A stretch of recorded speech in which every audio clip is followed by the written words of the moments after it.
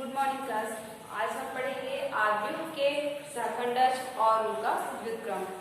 तो चलिए सबसे पहले देखते हैं आव्यूह का सहखंडज क्या होता है, जिसको इंग्लिश में बोला जाता है adjoint of A square matrix. ठीक है, तो एडजॉइंट को हिंदी में क्या बोलेंगे, सहखंड को एडजॉइंट। ठीक है, और स्क्वायर मैट्रिक्स कहने का मतलब क्या है, जिनमें पंक्तियों की संख्या स्तंभों की संख्या के बराबर हो, वो कहलाता है आपका स्क्वायर मैट्रिक्स अर्थात वर्ग आव्यूह। तो चलिए देखते हैं आव्यूह का सहखंडज निकालेंगे अर्थात एडजॉइंट बताते हैं। तो हम कोई मैट्रिक्स डिफाइन करेंगे, एक कोई मान लेते हैं स्क्वायर मैट्रिक्स एन कोटि का। ठीक है, एन ऑर्डर का कोई स्क्वायर मैट्रिक्स मान लिए। अब उसका यदि हम सहखंड बताएं तो उसका सहखंड जो होता है, इस मैट्रिक्स का सहखंड जो है इस मैट्रिक्स का परिवर्त रूप होगा अर्थात ए का सहखंड अर्थात जिसको एडजॉइंट ए बताते हैं, और इसका परिवर्त क्या हो जाएगा, ए डैश। ठीक है, अब ए आई जे अवयव स्मॉल ए आई जे का क्या होगा बताएंगे, स्मॉल ए आई जे का सहखंड है,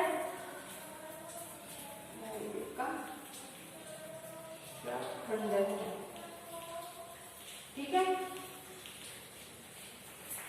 तो समझ में आएगा, मान लेते हैं A equal to A I J n order का कोई क्या है, मैट्रिक्स है। ठीक है, इन ऑर्डर का कोई मैट्रिक्स है, और यदि हम इसके सहखंड की बात करें तो इसका सहखंड क्या होगा, इस मैट्रिक्स का परिवर्त रूप होगा। ठीक है, अब चलते हैं एक एग्जांपल के तौर पर बताते हैं इसको।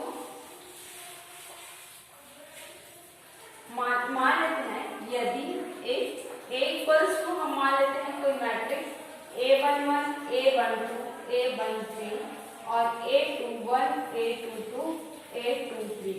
ठीक है, और A31 A32 और A33 हो गया। ये हो गया ए की वैल्यू।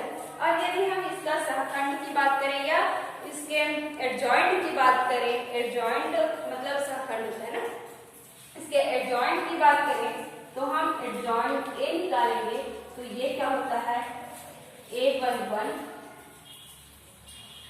या इसको हम लिख सकते हैं ए के लिए A11 A12 A13 और A21 A22 A23 A31 A32 A32 हो गया। इसका क्या हो जाएगा, एडजॉइंट ए, इसका परिवर्त रूप होगा। ठीक है, तो ये तो रहा आपका ए, और ए के एक कोई मैट्रिक्स है एन ऑर्डर का, यहाँ पे 3 ऑर्डर की बात की, 3 ऑर्डर ये है इनकी जगह में, तो ए कोई 3 ऑर्डर का मैट्रिक्स है। यदि हम उसके एडजॉइंट की बात करें तो एडजॉइंट क्या होगा, इसका परिवर्त रूप होगा। ठीक है, जहाँ पे ये कैपिटल ए आई जे है ना, ये कैपिटल ए आई जे का फॉर्म है, आई और जे की जगह में 1 है। ठीक है, तो ये ए आई जे इस अवयव का क्या है, सहखंडज है। ठीक है, समझ में आया। ये जो ए आई जे है अर्थात A11 है, ये इस एलिमेंट स्मॉल A11 का सहखंडज है। समझ में आ गया, इसको हम लिख सकते हैं, देखेंगे इसका परिवर्तन, डेश लगता है, डेश को ही हम परिवर्त बोलते हैं। तो परिवर्त मतलब क्या है देखेंगे, इसको लिख सकते हैं रो आपका कॉलम में और कॉलम रो में। तो ये हो गया A11 A12 A13 A21 A22 और A23 A31 A32 और A33। ये हो गया आपका एडजॉइंट ए की वैल्यू। और A11 अभी बताया जस्ट, A11 का सहखंड है। ठीक है, समझ में आ गया। तो चलिए चलते हैं, ये तो रहा आपका सिंपल रूप कि adjoint of A square matrix होता क्या है, सहखंडज होता क्या है। तो चलिए इसको एक क्वेश्चन के आधार पे समझते हैं, आसानी होगा समझने में, है ना। तो चलिए इसका एक क्वेश्चन लेके चलते हैं। चलिए अब हम देखेंगे ए ठीक है। तो इसमें आपका एक थ्योरम दिया गया है, आप देखेंगे पेज नंबर 218 पे दिया गया है, 218 पे है पेज नंबर, देख लेंगे। थ्योरम नंबर फर्स्ट दिया गया है, यदि ए कोई n कोटि का वर्ग आव्यूह है तो a into adjoint a equal होगा adjoint a into a equals to क्या दिया गया है, modulus of a into I n, जहाँ आई एन आपका क्या है, कोई तत्समक आव्यूह है n ऑर्डर का। ठीक है, तो ये जो थ्योरम दिया गया है आप उसको देखेंगे, पढ़ेंगे, इसी के बेस पे आपका क्वेश्चन दिया गया है। ठीक है, तो थ्योरम अच्छे से पढ़ लेंगे आप। चलिए क्वेश्चन देखते हैं इसका। हमारा पहला प्रश्न दिया गया है 7.1 का, प्रत्येक वर्ग आव्यूह का सहखंडज ज्ञात कीजिए। ठीक है, सहखंडज ज्ञात करना है अर्थात एडजॉइंट एक्स हमें फाइंड करना है। तो चलिए देखते हैं, यहाँ पे आपका मैट्रिक्स दिया गया है। ठीक है, अब मैट्रिक्स का पोजीशन तो आप सबको पता ही होगा, क्या होता है A11, A12, A21, A22। ठीक है, ये स्क्वायर मैट्रिक्स है। स्क्वायर मैट्रिक्स कहने का मतलब क्या है, जिसमें रो और कॉलम की संख्या सेम होती है। ठीक है, चलिए इसका सॉल्यूशन देख लेते हैं। यहाँ सहखंडज निकालने का मतलब क्या है कि जितने इस मैट्रिक्स में जितने भी एलिमेंट होंगे प्रत्येक का आपको क्या करना पड़ेगा, सहखंडज फाइंड करना पड़ेगा। तो चलिए देखते हैं, हम A11 पोजीशन का देखेंगे। ठीक है, A11 मतलब 1 का सहखंड, 1 का सहखंड क्या है यहाँ पे देखेंगे, 1 का सहखंड निकालेंगे तो इस लाइन को पूरा क्रॉस कर देंगे, बचेगा क्या आपका 1। पोजीशन क्या है इसका, प्लस है तो प्लस ले लेंगे। तो A11 अर्थात फर्स्ट का 1 और एलिमेंट भी उसका 1 है, तो 1 का सहखंड क्या हो जाएगा आपका 1 आ जाएगा। फिर देखेंगे A12 मतलब 10 अल्फा बाई 2, तो इसको लिख लेंगे 10 अल्फा बाई 2 का सहखंड क्या आ जाएगा, इसका पोजीशन क्या है प्लस माइनस, तो इसका पोजीशन माइनस, और 10 अल्फा बाई 2 का हम निकालेंगे तो ये वाला टर्म पूरा कट कर देंगे, बचेगा क्या आपका -10 अल्फा, तो इसका हो जाएगा -10 अल्फा बाई 2। ये माइनस माइनस आपका मल्टीप्लाई होकर क्या बना लेगा, प्लस बना लेगा, तो ये आ जाएगा 10 अल्फा बाई 2। तो इस तरीके से हम चलते हैं थर्ड। आपका नेक्स्ट पोजीशन है A21, तो यहाँ पे लिख लेंगे A21 अर्थात -10 अल्फा बाई 2 का सहखंड। ठीक है, तो इसका सहखंड निकालेंगे तो पोजीशन कौन सा है, माइनस, प्लस और माइनस, तो ये माइनस हो गया, और किसका निकाल रहे हैं -10 अल्फा बाई 2 का निकाल रहे हैं, तो इसको ढक देंगे, बचेगा क्या आपका 10 अल्फा बाई 2, तो ये हो गया 10 अल्फा बाई 2। तो इस तरीके से ये आ गया -10 अल्फा बाई 2। ठीक है, फिर नेक्स्ट हमारा आ जाएगा A22 का पोजीशन देखेंगे, A22 का सहखंड, A22 अर्थात उसका एलिमेंट क्या है 1, इसका सहखंड निकालेंगे, सहखंड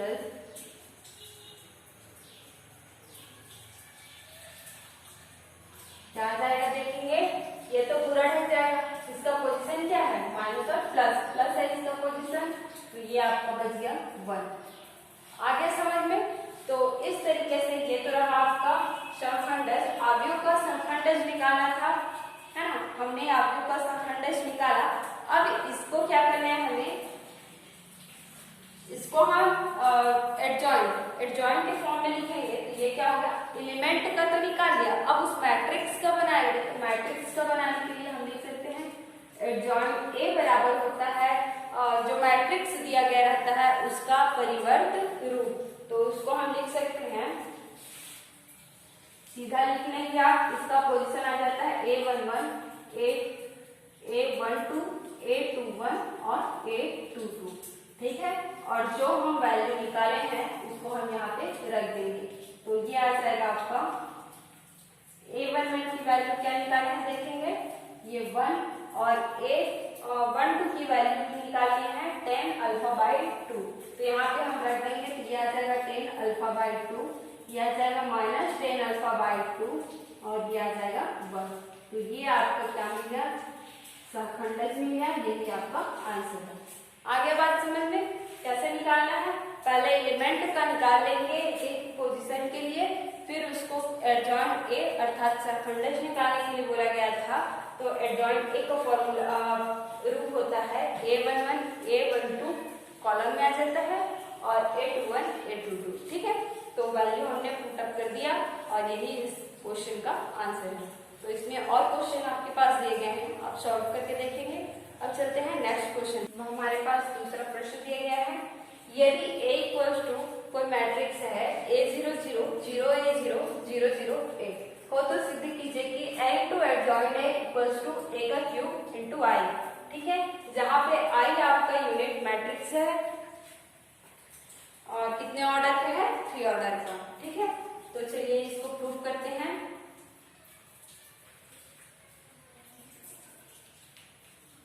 एडजॉइंट ए हम पहले निकाल लेते हैं, ठीक है, लेफ्ट हैंड साइड से लेते हैं, लेफ्ट हैंड साइड। तो एडजॉइंट ए की वैल्यू निकालेंगे, यहाँ पे लिख सकते हैं adjoint A equals to A11 A11 A12 A13 और ये हो गया 21 A22 A23 इसका परिवर्तन, ठीक है। तो चलिए इसको सॉल्व करते हैं और इसको लिख सकते हैं हम A11 A12 A13 A21 A22 और A23 A31 A32 और A33, ये हो गया इसका एडजॉइंट ए की वैल्यू। अब चलिए हम पहला निकाल लेते हैं, ये जो A11 A21 A31 की वैल्यू है उसको हम फाइंड कर लेते हैं। तो ये A11 A21 ये वैल्यू कहाँ से मिलेगी हमें, तो ये जो मैट्रिक्स दिया गया है हमें, ये जो मैट्रिक्स दिया गया है उसके हम एलिमेंट का सहखंड निकालें तो वही ये क्या होता है, उस एलिमेंट का सहखंड होता है, ठीक है, पोजीशन के हिसाब से। तो चलिए देखते हैं, यहाँ पे लिख लेंगे A11 बराबर होगा फर्स्ट एलिमेंट, ये इसका पोजीशन क्या है, A11 है, तो A11 का सहखंड है, ठीक है। A11 का सहखंड निकालेंगे, क्या आ जाएगा देखेंगे, ये तो क्रॉस हो गया, सीधा कर देंगे A स्क्वायर आ जाएगा, पोजीशन क्या है, प्लस में है, तो ये आ गया A स्क्वायर। फिर निकालेंगे A12 अर्थात स्मॉल A12 का सहखंड है। अब इसका पोजीशन क्या है, A12 का पोजीशन रहेगा आपका माइनस आ जाएगा, है ना, तो ये आ गया माइनस, या आप कर सकते हैं इसको -1 टू द पावर, इसका 1 + 1 कर सकते हैं, इसको लिख सकते हैं -1 टू द पावर 1 + 2, ठीक है। तो यहाँ से आप साइन का पता कर सकते हैं, तो मैं यहाँ डायरेक्टली लिख रही हूँ, आप ध्यान देंगे उसको। ये आगे A12 अर्थात स्मॉल A12 का सहखंड माइनस में आएगा, तो ये आपका क्या आएगा देखेंगे, 2 के लिए यहाँ पे 0 है, तो इसका सहखंड भी क्या आ जाएगा, 0 मिल जाएगा। इसी तरीके से A13 का निकालेंगे, तो A13 का सहखंड एलिमेंट देखेंगे, एलिमेंट क्या है, 0, मतलब 0 में किसी भी चीज का मल्टीप्लाई मतलब क्या आएगा, 0 ही आएगा, तो ये भी आ गया आपका 0। फिर नेक्स्ट पोजीशन A21 का देखेंगे, तो ये हो जाएगा A21 का सहखंड, इसका भी पोजीशन क्या है आपका माइनस है, तो माइनस डाल देंगे, एलिमेंट क्या है, 0 है, तो ये भी आपका, तो ये तो रहा A21 मतलब स्मॉल A21 का सहखंड मिल गया हमें 0।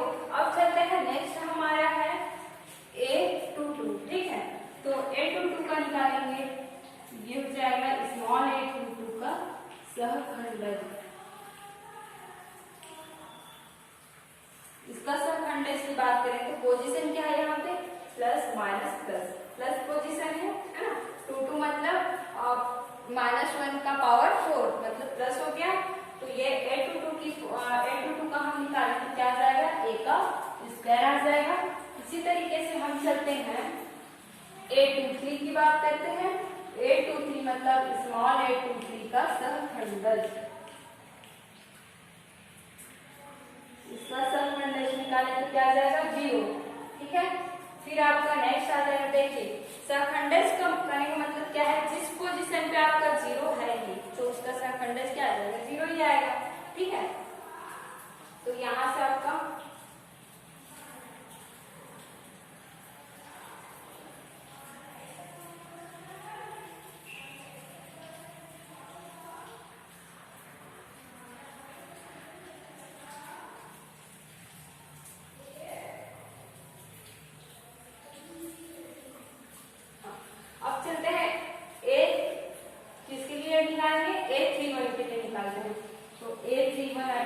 स्मॉल a31 का सहखंडज,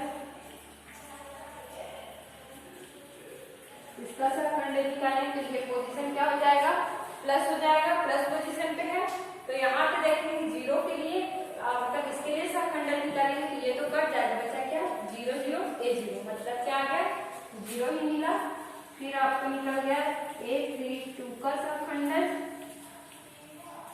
ठीक है, इसको निकलेंगे ये आ जाएगा आपको क्या देखेंगे 0 के लिए निकालेंगे तो ये आपका ऐसे कट जाएगा a0 0 0 बचेगा मतलब सहखंडज भी 0 ही मिला। फिर निकालते हैं a33 अर्थात स्मॉल a33 का सहखंडज, क्या मिल जाएगा देखेंगे पोजीशन कौन सा है यहाँ पे 33 मतलब 6 तो -1⁻6 अर्थात +1 तो साइन आपका सहखंडज का साइन प्लस पोजीशन पे हो गया और ये निकालेंगे तो हमारा मिल जाएगा a²। ठीक है, तो ये इस तरीके से हमें कैपिटल A1 A12 और A22 इन सारी की वैल्यू हमें फाइंड हो गई। अब हमें निकालना क्या था, सिद्ध करना था कि A into adjoint A equals to A cube into I। तो चलिए हम एडजॉइंट A की वैल्यू पहले निकाल लेते हैं, फिर उसमें A का मल्टीप्लाई कर देंगे। तो चलिए देखते हैं, इतना तक समझ में आ गया, इसको मैं रफ कर देती हूँ फिर यहाँ से बनाती हूँ। ठीक है, चलिए वैल्यू पुट करते हैं। अब एडजॉइंट A इक्वल टू मिल गया हमें A11 का मान क्या था A² 0 0 और 0 A² 0 0 0 A²। ठीक है, अब यहाँ पे हमें क्या लेता है साइड में A इंटू एडजॉइंट ले देखना था तो लिखेंगे यहाँ A इंटू एडजॉइंट A बराबर A की वैल्यू है देख लीजिए A0 0 0 A0 0 0 A। ठीक है, और यहाँ पे हम इसका मल्टीप्लाई कर दें तो A² 0 0 0 A² 0 और ये 0 0 A²। ठीक है, इसको आगे हम सॉल्व करेंगे तो देखेंगे क्या आ जाएगा A का क्यूब और ये आपका सेकंड पोजीशन, सेकंड के लिए करेंगे 0 फिर 0, ये आपका बन जाएगा, करके देखेंगे आप A का क्यूब 0 0 और ये 0 A का क्यूब 0 0 0 A का क्यूब। ठीक है, ये आपको मिलेगा सॉल्व करेंगे तो। अब इसका नेक्स्ट स्टेप क्या हो जाएगा देखेंगे, ये आपका आ जाएगा, इसको हम लिख सकते हैं देखेंगे A इंटू एडजॉइंट A बराबर लिख सकते हैं देखेंगे A का क्यूब हम कॉमन निकाल दें तो आपका क्या बनेगा A क्यूब इंटू 1 0 0 0 1 0 0 0 1। ठीक है, और इसको हम लिख सकते हैं A into adjoint A equals to A का क्यूब इंटू I। यही हमें क्या करना था, शो करना था, यही हमें प्रूव करना था। आगे समझ में, तो ऐसे ही आपको सॉल्व करना है। पहले हमने क्या किया, एडजॉइंट A फाइंड कर लिया। एडजॉइंट A याद रखेंगे यहाँ पे जो रहता है एलिमेंट जो रहता है ना, ये मैट्रिक्स जो दिया जाता है उसका परिवर्तन रूप होता है। ठीक है, ये बात ध्यान रखेंगे।